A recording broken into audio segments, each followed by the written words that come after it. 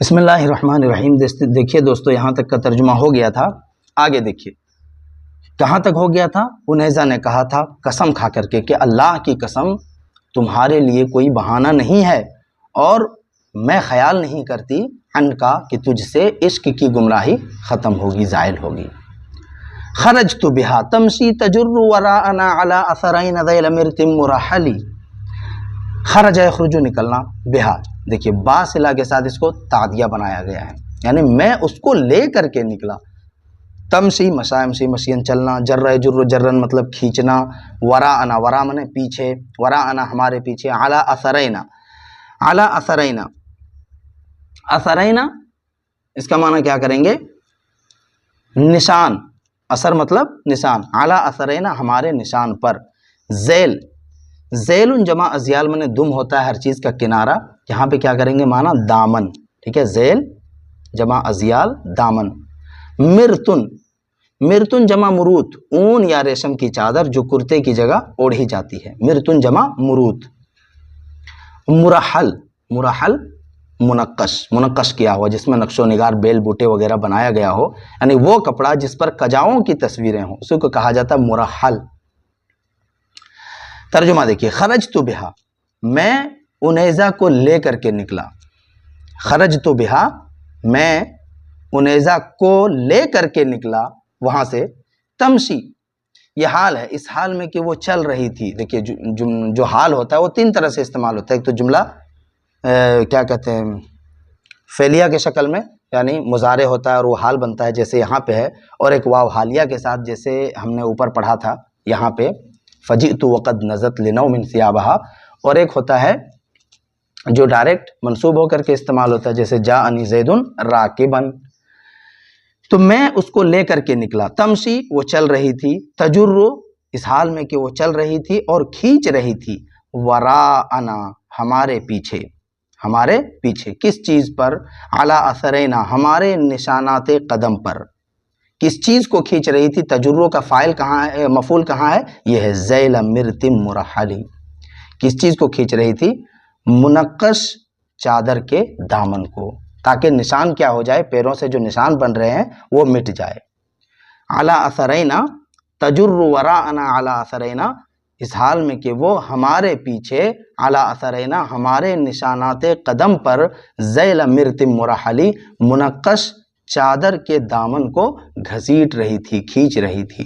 خرجت بہا میں انیزہ کو لے کر کے نکلا اس حال میں کہ وہ چل رہی تھی اور ہمارے پیچھے ہمارے نشانات قدم پر، ذیل مرت مرحلی منقش، ادھر سے ترجمہ کر دیں گے منقش چادر کے دامن کو کھینچ رہی تھی۔ اس کے بعد دیکھیے فلما اجزنا ساحت الحی وانتہا بنا بطن خبط ذی حقاف عقنقلی۔ فلما تو جب، یہ جو ہے نا یہ پورا یہاں سے یہاں تک شرط ہے، اور اس کی جزا کہاں ہے؟ یہ دوسرا والا شعر ہے، ٹھیک ہے۔ اجزنا، اجازہ یجیز اجازتن، اس کا مطلب ہوتا ہے آگے بڑھ جانا، نکل جانا، ٹھیک ہے، یہاں پہ یہی معنی مراد ہے۔ ساحتن جمع ساحات، صحن آبادی، ساحتن جمع ساحات صحن آبادی، الحی حیٌ جمع احیا منے چھوٹا قبیلہ۔ وانتہا، انتہا مطلب ہوتا ہے قرار پکڑنا، ٹھہرنا، انتہا ینتہی انتہا، لیکن یہاں پہ کیا ہے معنی مراد ہے پہنچنا۔ بنا ہم کو لے کر کے، بطن و خبتن، بطن جمع بطن مطلب زمین کا وہ پست حصہ جس کے چاروں طرف اونچائی ہو، اور خبت کہا جاتا ہے خبت من الارض جمع خبوت، پست و کشادہ زمین۔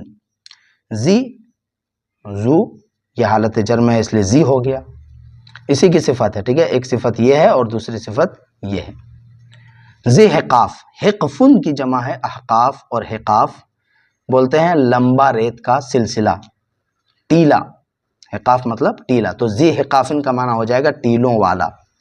اور عقنقل ریت کا ٹیلا جو تہ بتہ ہو، وسیع و عریض وادی، تو یہ موصوف ہے اور یہ کیا ہے اس کی صفت ہے، اور یہ بھی ایک صفت ہے، ذی حقافن یہ بھی اس کی کیا ہے صفت ہے۔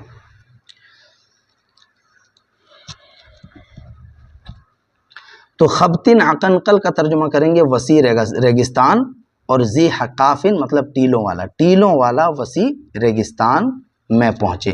ترجمہ دیکھیے فلما تو جب، اجزنا ساحت الحی، تو جب ہم قبیلے کی آبادی سے نکل گئے، فلما تو جب، اجزنا ہم نکل گئے، ساحت الحی قبیلے کی آبادی سے، تو جب ہم قبیلے کی آبادی سے نکل گئے، وانتہا بنا بطن خبط ذی حقاف عقن قلی، وانتہا بنا اور ہم پہنچ گئے، وانتہا بنا اور ہمیں پہنچا دیا، ہمیں لے کر کے پہنچ گیا۔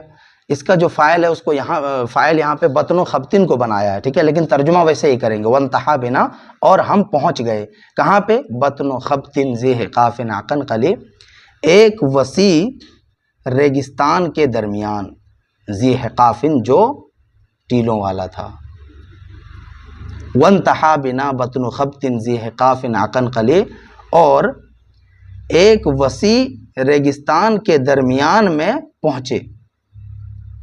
ابھی اس کا ترجمہ چھوڑ دیجئے، کدھر سے ترجمہ کریں گے؟ دیکھیے، وانتہا بنا بطن خبط عقن قلی، اتنے کا، اور ایک وسیع ریگستان کے درمیان میں پہنچ گئے، ذی حقافن جو ٹیلوں والا تھا، وانتہا بنا بطن خبط عقن قلی، اور ایک وسیع ریگستان کے بیچ میں ہم پہنچ گئے، ذی حقافن جو ٹیلوں والا تھا۔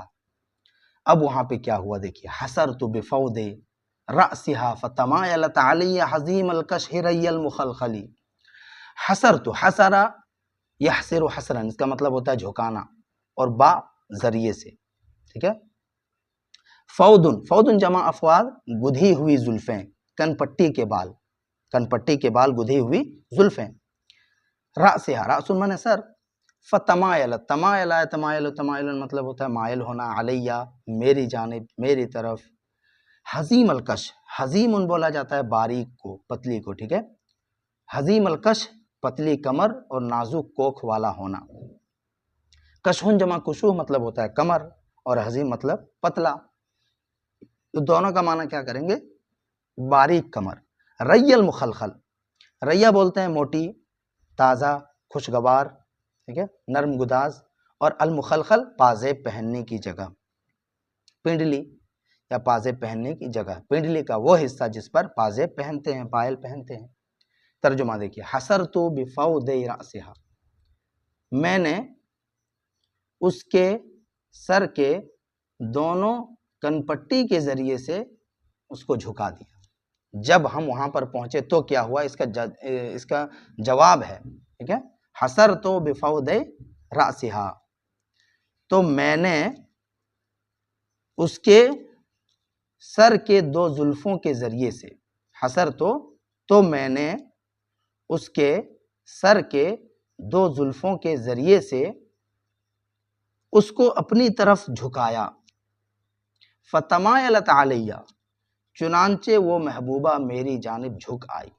کیسی محبوبہ؟ حزیم الکش ہے، حزیم الکش ہے، پتلی کمر، ری المخلخلی، اور نرم گداز پنڈلی والی، ٹھیک ہے، فتمایلت علیہ حزیم الکش ہے ری المخلخلی، تو ادھر پہلے ترجمہ کریں گے، تو پتلی کمر، باریک کمر، اور نرم گداز پنڈلی والی محبوبہ تمایلت علیہ میری طرف جھک آئی۔ اس کا ترجمہ بعد میں کریں گے، میں نے اس کے سر کے دو زلفوں کے ذریعے سے اپنی طرف جھکایا، تو میں نے اس کو سر کے دو زلفوں کے ذریعے سے اپنی طرف جھکایا، فتمایلت علیہ حزیم الکش ری المخلخلی، تو پتلی کمر، باریک کمر، اور نرم گداز پنڈلی والی محبوبہ تمایلت علیہ میری طرف جھک آئی، ٹھیک ہے۔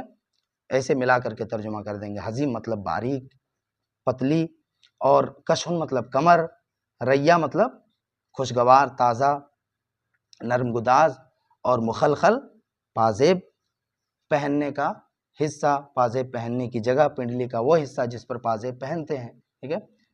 تو میں نے اس کو اس کے سر کے دو کنپٹی کے بال کے ذریعے سے یا دو زلفوں کے ذریعے سے اپنی طرف جھکایا، فتمایلت علیہ حزیم الکش ری المخلخلی، پہلے ان دونوں کا ترجمہ کریں گے، پتلی کمر اور نرم گداز پنڈلی والی محبوبہ میری طرف جھک آئی، میری طرف مائل ہو گئی۔